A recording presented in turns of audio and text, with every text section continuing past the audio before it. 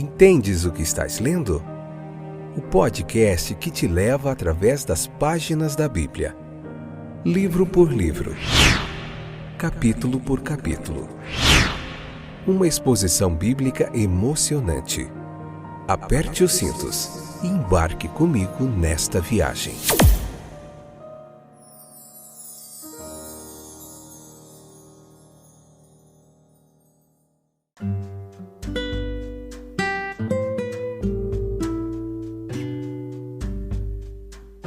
Olá, eu sou o Fábio e esse é mais um episódio do podcast Entendes o que estás lendo.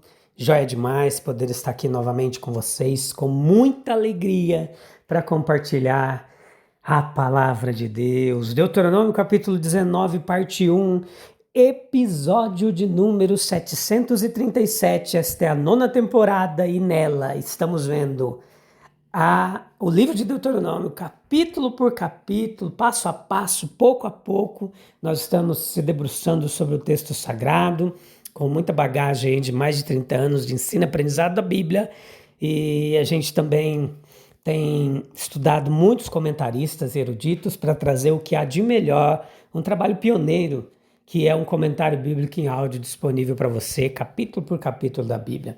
Vamos falar hoje das cidades de refúgio, as lições preciosas que elas trazem para a gente quando foram implantadas ali em Israel, né? E o que isso nos ensina hoje, como aplicarmos na nossa vida. Então fica aí, não sai daí, fica até o finalzinho, vai lá na Bíblia, leia o capítulo 19, depois vem para cá, escute o episódio 1º e o episódio 2º e escute todos os outros episódios anteriores aí dos outros livros da Bíblia em todos os distribuidores de podcasts na World Wide Wide. Veja que o capítulo 19, versículo 1 ao 13, nos apresenta esse contexto das cidades de refúgio sendo estabelecidas, ali onde Israel estava agora tomando posse daquele território.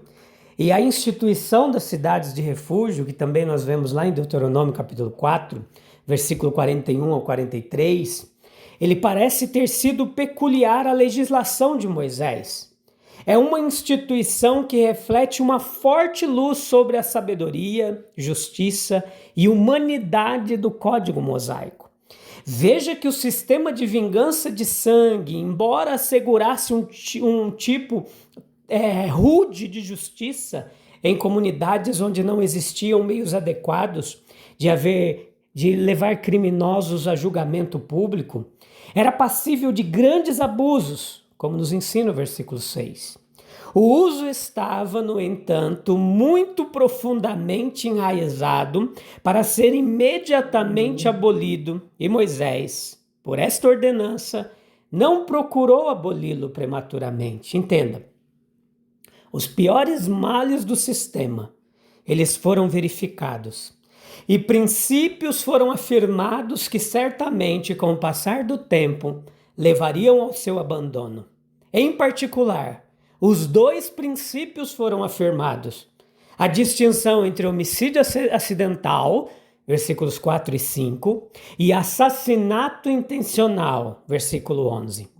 O direito de todo criminoso a um julgamento legal foi estabelecido em Israel. É uma prova da sabedoria da instituição que, sob sua operação, a vingança de sangue parece ter cessado muito cedo em Israel. Essas velhas cidades de refúgio, embora seus muros eles tenham há muito tempo se desintegrado, ainda tem muito sobre elas para nos interessar. Dificilmente nós podemos considerá-las como tipos ordenados de realidades do Evangelho. Mas eles certamente fornecem ilustrações valiosas de importantes verdades do Evangelho. Para um leitor do Novo Testamento, Cristo é sugerido por elas e brilha através delas. E o melhor uso que podemos fazer delas é aprender a necessidade de buscar uma segurança semelhante em Cristo, aquela que o homicida encontrou em sua cidade de refúgio, a cidade segura. As cidades de refúgio, elas são tipos representativos E usando a palavra em um sentido popular e não teológico, nós podemos falar delas dessa maneira.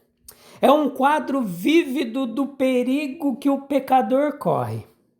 O homicida, em certos pontos, o contraste é mais forte que a semelhança. Veja que o homicida ele pode ser inocentado do crime imputado a ele. O seu ato pode ter sido não intencional. Ele não fez nada digno de morte, versículo 6. Matá-lo seria, segundo a lei, derramar sangue inocente. O pecador que busca refúgio em Cristo, ele não pode entrar nessa alegação.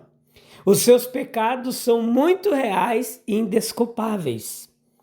Agora, quanto ao vingador do sangue, ele pode ter perseguido o homicida injustamente. Ele pode ter buscado sua morte com uma fúria cega. O seu coração furioso não faria distinções. O vingador a quem temos que temer é santo e justo. O seu peito não abriga vingança, nem ele persegue sem justa causa. No entanto, ele não aceita pecado, pois o pecado é a única coisa que Deus não pode tolerar em seu universo. E ele não permitirá que passe sem julgamento e sem vingança. Esses são pontos de diferença, mas no único ponto de perigo terrível e imediato, o paralelo é exato. Fora dos muros da cidade de refúgio, o homicida sabia que não havia segurança para ele. Uma espada estava desembainhada, a qual certamente derramaria seu sangue, se o perseguidor pudesse alcançá-lo. A demora significava morte e ele não a tentaria parar um instante em sua fuga. A situação do pecador fora de Cristo é menos perigosa? Não, certamente que não. A ira de Deus permanece sobre ele, João 3,36. A espada da justiça está desembainhada contra ele. Para onde ele fugirá para escapar do perigo? Uma ocultação pode ter sido possível do vingador do sangue, mas não é possível ocultar-se de Deus que vê todas as coisas. Nem qualquer outro refúgio além de Cristo servirá. O homem em naufrágio que despreza aproveitar-se do bote salva-vidas, mas prefere agarrar-se ao casco solitário, enchendo-se de água e condenado a logo ir para o fundo, não está mais certo de seu destino do que o transgressor da lei de Deus que rejeita Cristo, deixando o seu dia de graça passar, agarrando-se em vão à sua própria justiça ou a qualquer outra esperança, além de Cristo. E em nenhum outro há salvação. Atos capítulo 4, versículo 12. Em Cristo nosso Salvador, Deus providenciou um refúgio seguro e acessível para o pecador. Aqui novamente há um ponto de contraste tão fortemente marcado quanto a característica da semelhança. A cidade de refúgio era, afinal, apenas um refúgio para os inocentes. O homicida pode ter sido imprudente e descuidado, e nesse sentido censurável, mas ele não era um assassino intencional. Para o assassino deliberado não havia asilo na cidade de refúgio, versículos 11 ao 14. Ele deveria ser tirado até mesmo do altar de Deus e morto, Êxodo capítulo 21, versículo 14. A esse respeito, meus queridos, o Evangelho apresenta características diferentes do refúgio da lei. É verdade que mesmo em Cristo não há refúgio para pecadores que estão comprometidos inteiramente com seus pecados. Se assassinos podem vir a ele, não é mais com corações assassinos, impenitentes e incrédulos, mas por outro lado, daqueles que se voltam para ele em penitência, em arrependimento. Não há nenhum cujos pecados sejam tão negros que o Salvador não possa acolher esse pecador e apagar os seus pecados. Os mais culpados e os mais em flagrante podem lavar-se em seu sangue e ser purificados de suas manchas. 1 João capítulo 1, versículo 7. Meus queridos, esta é a peculiaridade do Evangelho, que assim como, por um lado, ele proclama a necessidade absoluta de salvação para aqueles que podem se achar bom demais para ela, assim, por outro lado, ele se apresenta bem-vindo para aqueles que podem ser tentados a se acharem ruins demais para ela. Não há ninguém além da misericórdia de Deus, exceto aquele que se coloca além dela por sua própria descrença. Cristo é um refúgio para os pecadores. Nele, os cristãos estão seguros. Eles são libertos da condenação, Romanos 8:1. Eles são justificados, salvos da culpa e da ira, sob a proteção divina e certos da absolvição do julgamento, Romanos capítulo 5, versículo 1, versículo 9, versículo 10, Romanos capítulo 8, versículo 31 ao 39. O caminho para a cidade de refúgio era direto e plano. As estradas eram mantidas em bom estado. Um número suficiente de cidades foi providenciado para tornar o refúgio facilmente acessível de todas as partes da terra. Era o desejo de Deus que os homens alcançassem o refúgio, e todas as facilidades foram oferecidas a eles para fazê-lo que a facilidade admitia. Quão adequada é uma imagem da simplicidade e franqueza do método evangélico de salvação pela fé em Cristo. Atos 16:31. Crê no Senhor Jesus Cristo e será salvo. É pela fé, para que seja segundo a graça, para que a promessa seja firme a toda a descendência. Romanos 4:16. A fé, ela inclui as 3 ideias de crer, aceitar e descansar em Cristo. Sem dúvida, para alguns a fé parece tudo menos fácil, levando consigo a rendição do coração a Cristo. É, em uma visão dela, a mais difícil de todas as condições. Mas é difícil apenas para aqueles que amam o pecado mais do que desejam a salvação. A alma que vê o mal do seu pecado e tem um desejo profundo de escapar dele e se reconciliar com Deus, nunca deixará de se maravilhar com a simplicidade do caminho pelo qual sua salvação é assegurada. O homicida tinha que permanecer na cidade até a morte do sumo sacerdote. Se ele fosse além disso, ele estava sujeito a ser morto. Números capítulo 35, versículo 25 ao 29. Meus queridos, o nosso sumo sacerdote, ele nunca morre. E nós devemos permanecer em nossa cidade se quisermos estar seguros. Colossenses 1:23, João 15:4, Hebreus 3:14, Hebreus capítulo 10, versículo 38, 39.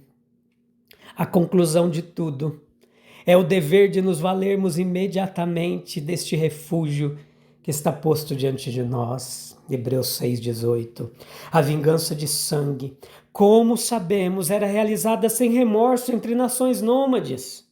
O homicida tendo que ser morto, mesmo que seu homicídio tenha sido puramente acidental.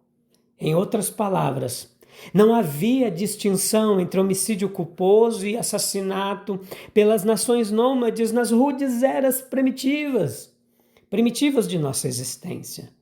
Mas pelo Senhor, criando as cidades de refúgio, 3 de cada lado do Jordão, para as quais o homicida poderia se dirigir, e onde, se fosse apenas homicídio culposo, ele poderia permanecer até a morte do sumo sacerdote.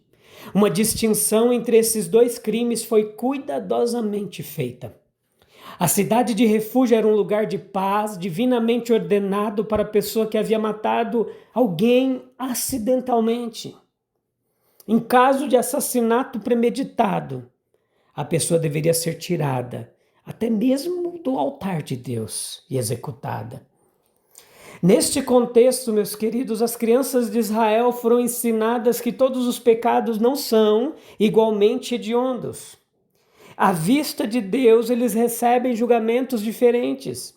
A moralidade deve diferenciar e distinguir e não tratar o pecado em conjunto. A moralidade é minada, onde a vingança tratava o homicídio culposo e o assassinato da mesma forma. A moralidade do Antigo Testamento ela foi, portanto, um grande avanço naquela época. E esse arranjo sobre as cidades de refúgio mostrou que havia um caminho de perdão, fornecido pelo menos sob alguns pecados, sob a lei. Alguns pecadores sob a lei. A lei, às vezes, considerada como o rigor implacável. Enquanto suas cerimônias de sacrifício e tal arranjo como este diante de nós proclamavam perdão e um escape para alguns pecadores. Aqui um tom de misericórdia, ele foi ouvido sob o trovão da ira de Deus. Agora o caminho do perdão ele é instrutivo, ele deveria ser preparado. E em direção às cidades de refúgio, as melhores estradas do país convergiam. Instruções foram dadas para mantê-las limpas, para que o homem que estava fugindo para salvar sua vida pudesse ter sua justa chance de escapar. Que agonia deve ter sido experimentada ao longo desse caminho. A possibilidade de ser alcançado, ter a vida tirada, deve ter tornado a corrida para a cidade uma provação desesperadora. E então, a prisão lá, até a morte do sumo sacerdote, deve ter feito o homicida andar muito suavemente todos aqueles dias. Quando finalmente o sumo sacerdote morreu, ele estava livre. Agora tudo isso acreditamos, meus queridos, é típico do Evangelho. A alma é como o homicida aqui, culpada de derramar sangue inocente. Sem dúvida, não intencionalmente, mas muito mal é causado pela falta de pensamento, bem como pela falta de coração. Somos todos culpados. Mas um caminho foi providenciado para nossa segurança. Um caminho de ansiedade, de pensamento solene, eventualmente de paz através da morte daquele que é nosso sumo sacerdote. A segurança na cidade de refúgio é o símbolo da segurança em Jesus Cristo, enquanto ele também é o sumo sacerdote, cuja morte liberta e restaura do exílio. São necessárias duas coisas, a cidade de refúgio e a morte do sumo sacerdote, para trazer à tona tudo o que Jesus é para os homens pecadores. Se havia um refúgio para um homicida acidental, não haveria um refúgio ainda maior em Cristo para o pecador arrependido? Reflita comigo, meu querido ouvinte, se Deus providenciou um caminho de escape na lei, quanto mais não providenciará através da graça em Jesus Cristo. Vamos orar para encerrar mais um episódio. Graças a Deus que nos dá vitória através de Cristo Jesus. Obrigado, Jesus, nosso refúgio e fortaleza. Talvez era nisso que o salmista estava pensando quando disse: Deus é o meu refúgio. Deus é a minha segurança. Ó Senhor Deus, Pai da misericórdia, nós agradecemos porque em Cristo nós encontramos refúgio seguro e salvação para as nossas almas. Assim como as cidades de refúgio ofereciam proteção ao inocente, Tu ofereces perdão e vida eterna àqueles que correm para Ti em arrependimento. Ajuda-nos a reconhecer a seriedade do pecado, a urgência de buscar abrigo em Teu amor e graça. Que nunca nos afastemos da segurança encontrada em Ti, Jesus. Nosso sumo sacerdote eterno, que morreu, mas vive eternamente. Em nome de Jesus, nosso refúgio, nosso Redentor, nosso amigo, nossa segurança. Amém, amém, amém. Se refugie nele. Seja qual tempestade forte esteja caindo, corra para a rocha eterna que é Jesus e se esconda nele. Nele há segurança. A gente volta em breve no próximo episódio para continuar meditando na palavra de Deus. Um abraço, Deus abençoe, até breve. Tchau, tchau.